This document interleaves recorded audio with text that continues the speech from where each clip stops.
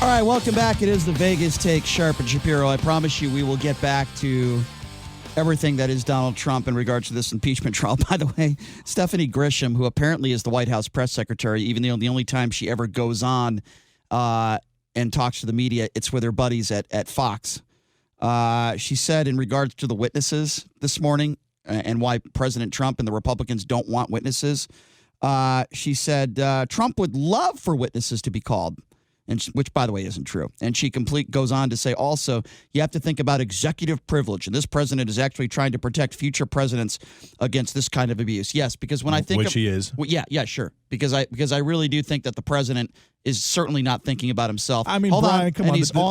He's only thinking about the future presidents. He's not thinking about himself at all. But anyway, I don't want to get into the weeds. He's definitely thinking about the entire country and trying to hijack a 2020 or the next election because your candidate is weak is what's going on right now. That's not what Brian. she said. She said that's not what she said. But that's what's going on, and that's what Donald Trump is trying to prevent for future presidents, which I can totally respect. And honestly, after the way this has been handled by the Democrats, I think this is the end of the Democratic Party. Okay. I think the next major party will be the Socialist Party. It'll be Socialist and Republican. Well, I didn't want to go into the weeds on that. We'll talk into it a little bit later. We'll talk about that a little bit later in the program. But just for the record, I completely 100% disagree with you. The president only thinks about himself. The last thing he thinks about is future presidents. And I have proof to go along with my theory or opinion on that. But anyway, we'll get back to that in just a little bit.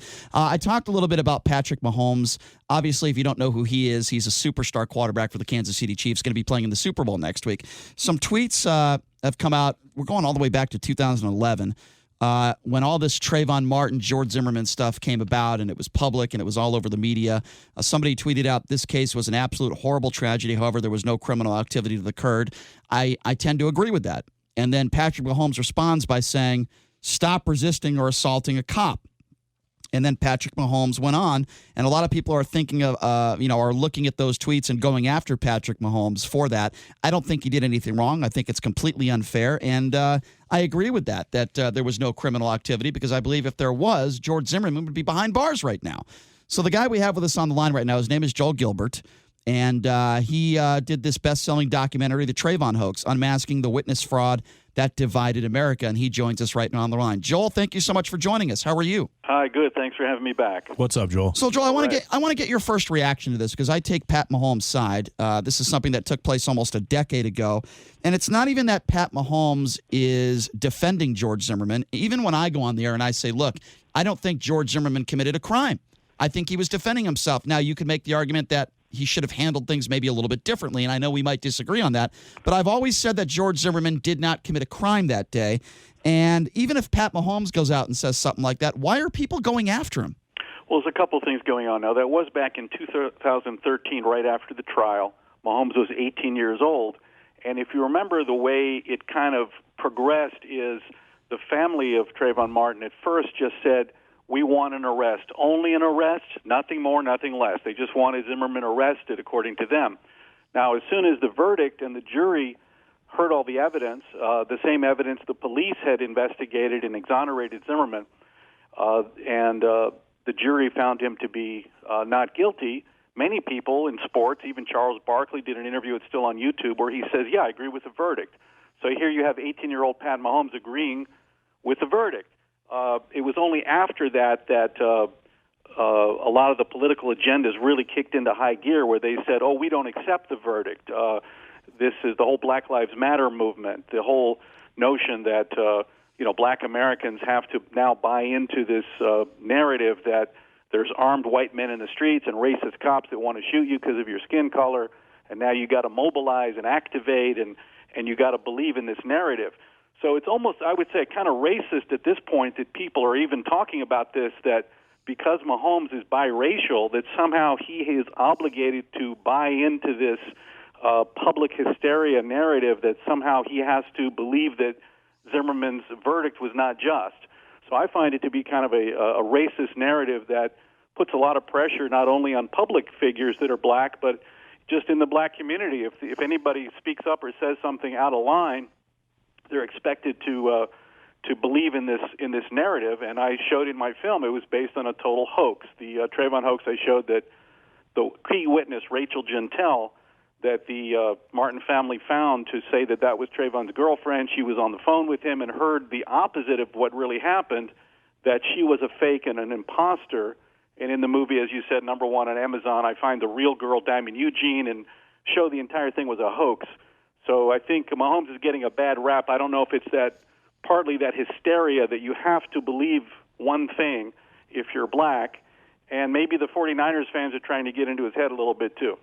I don't think that's going to work. I think Pat Mahomes is too smart of a guy to let some buffoons get inside his head. If you're just joining us, we are speaking with the man who did that film, the Trayvon Hoax, Unmasking the Witness Fraud and Divided America. He joins us right online. He is Joel Gilbert. Okay, Joel, so tell me a little bit about this. Your film screening was fairly recently, and you tried to release it in the Goral Gables Art Cinema. I believe that is in Florida. You tried to put that out in Florida. They refused to show your film, and now because of that, you have filed a lawsuit for $670,000. Tell us a little bit about that. Correct. Well, they did agree. We actually had a rental agreement contract a couple weeks in advance, and I showed up in Florida, put out a press release to the entire country, had CNN, Fox, you name it, Miami Herald, huge RSVP to a press-only event at the Goral Gables Art Cinema.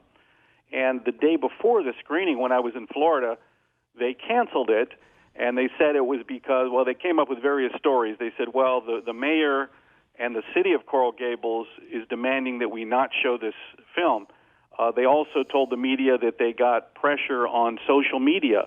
The mob, as we talked about in our earlier conversation about Pat Mahomes, they said we got bombarded by people saying we shouldn't show this movie.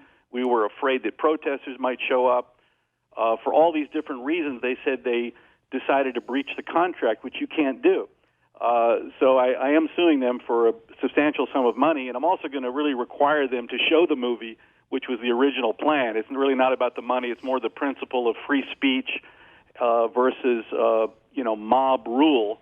And I think that's what they're trying to impose on Patrick Mahomes, to try to make him feel, hey, you're not agreeing, you didn't agree with what the mob demands that you think today, that George Zimmerman was really guilty, even though the jury found otherwise.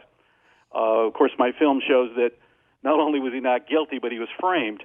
A lot of people knew about it, including Trayvon's mother, who's now a 2020 candidate for Miami-Dade commissioner in Miami, and she'll be a big part, I'm sure, of the Democrat convention. Can I ask you about that, Joel? Joel, let me ask you about that, because I have a problem with that. Here's why. Based in your film and the evidence and everything that I've heard, it appears to me that Trayvon's parents were not the best parents in the world. They couldn't control their son. And what I mean by that is, and you showed this in your film, he had a propensity for violence. He fought a lot in school. He was suspended several times. In fact, there were times where the mother kicked him out of their own house. If the mom can't even control her son, how the hell could she run for office? I don't understand that. Look, she got sucked. She was, by all we know, is she was a good Christian woman. She went to church. She talked about God and Jesus. She seemed like a very righteous person, but she seemed to have been sucked into this thing, perhaps out of guilt, because it was she that kicked Trayvon out of the house for the third time after he got suspended for fighting. He was up for expulsion. And I think she was looking for, I guess, to relieve her guilt, a racial scapegoat in Zimmerman for very bad parenting. Now, she didn't have a husband, in the home. Tracy Martin, they've been divorced for 15 years. So Trayvon was in this big downhill spiral, as I chronicle in the film, gun dealing, fighting, heavy marijuana use. And she got sucked into this thing despite her being seemingly a good religious person. She applied for a trademark, I am Trayvon. She got a $2 million settlement from the Homeowners Association. And she launched kind of a political career with Hillary Clinton, and I think this is just a continuation of it. But she absolutely knew about the witness fraud, and she's being sued by George Zimmerman as one of the people in on this conspiracy to use a fake witness to get him arrested and sent to jail for life. So she has a lot of answering to do, and she should come forward and tell the truth. I think the lesson of my film is that it really is brotherhood and healing, that we didn't need all this racial strife to be based on a hoax, based on this case, that just because Trayvon died in this terrible circumstances and tragedy didn't mean that thousands of other black kids had to die in this whole Ferguson effect thing, in this crime disaster in the black community. No, and it didn't mean that President Obama had to use that and magnify it on a national level to potentially win the next election in one specific part of that vote. And actually, you mentioned Mahomes was 18. He was actually 15 years old when he made this tweet, Joel. He wasn't 18. He's being completely chastised and crucified for being 15 years old and simply agreeing with, the law because George Zimmerman didn't break the law. Let me ask you this. Do you think that if Trayvon Martin did not attack George Zimmerman, that George Zimmerman would have attacked Trayvon Martin? Absolutely not. Look, a lot of things went wrong that could have prevented this, and this is why something like this doesn't really happen every day. It was a lot of circumstances that came together. If you look at the film, and by the way, I'd like everyone to go check the trailer, thetrayvonhoax.com, and, Zimmerman saw this guy, standing around in the rain, and they were told to call the cops or the non-emergency number. That was the neighborhood watch people were told to call. And at some point, Zimmerman went back to his car. The altercation was next to Zimmerman's car, so that whole idea that Zimmerman was following him around was just not true. That was put out by the family lawyer. And even then, Trayvon could have pushed him. He could have given him a middle finger. He could have yelled at him. He could have cursed at him. But he broke his nose and jumped on him and pummeled him endlessly. Even when someone came out of their apartment and said, "Stop, or I'm calling the cops," he didn't stop. So Zimmerman really shot him a single shot as a last resort. And I'd like you to compare what happened with the Martin family after that to the Botham-Jean family. The Botham-Jean family, people recall in Texas, an off-duty policewoman officer went into the wrong apartment and thought that there was a man sitting in her apartment. She drew her weapon and shot Botham-Jean. Terrible, tragic circumstance. Right. I mean, just horrific. And in the trial, the family, the brother of Botham-Jean said, "I forgive you. I want you to find your life in Jesus. I wish for nothing bad to happen to you." And he hugged her. Now compare that to the Martin family, which called for his arrest, participated in framing Zimmerman, and then afterwards said that they didn't agree with the verdict. So there's two versions of Christianity right there. And you're talking about the Amber Geier situation, of course. Correct. What all injuries did George Zimmerman sustain that night caused by Trayvon Martin? Well, Zimmerman immediately had a broken nose, which was the biggest problem because when Trayvon got on top of him and started pummeling him, his blood was going down his throat and choking him. He couldn't breathe. And the pummeling, he got blows to the head.